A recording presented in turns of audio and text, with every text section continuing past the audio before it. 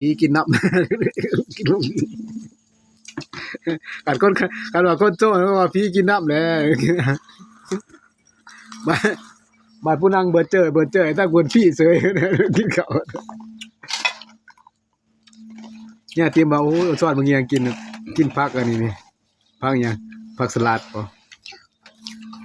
มันใส่แต่ละใบแล้วอะอีบูดว่าเว้ยเพิ่นบ่เคยหาอีบูดใช่อีบูดเกลียดว่าก็บ่เรียนน่ะ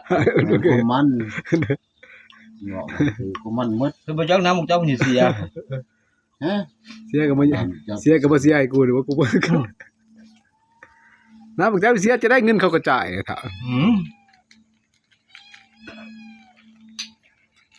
น่าดีเนาะ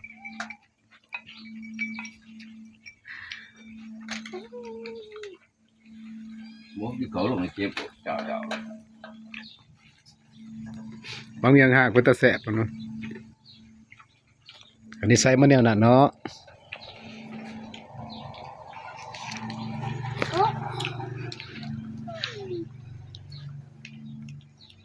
น้องกันคือเลขบริษัทว่าเลยนี่ล่ะอีกแล้ว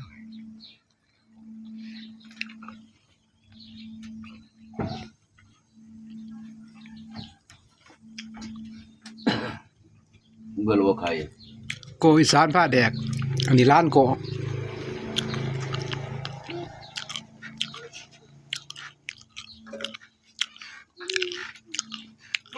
เนี่ยน่ะเป็นยังไงบ่พลิกจริงเผ็ดป่ะมึงเอาบ่เผ็ดบางหน่วยป่ะ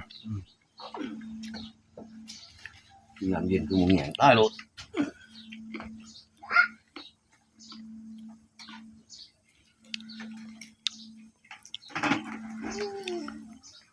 เอาหมด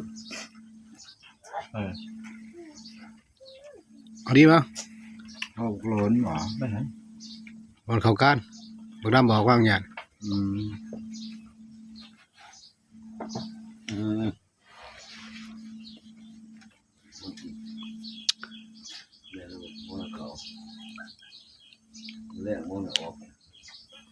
มาได้ไหมล่ะดีมาเลยเจ้าสิมาย่างไปพุ่นเร็ว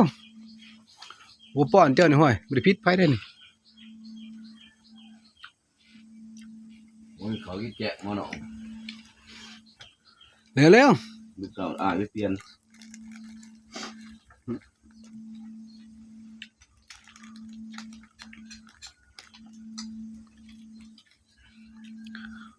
พักอันนี้บ้านเฮามาเสียวกับผมเนาะเดี๋ยวอยู่ทางนี้อยู่ซื่อๆอยู่อย่างนี่แหละบ่ทันแก่บ้านเจ้าบ้านมันแก่บ้านไหนก็คุ้มกันแล้วบ้านเจ้ารถป้าจะบ่ได้เฮิงเบิ่งเพิ่นน้ำก็บ่ได้ผมบ่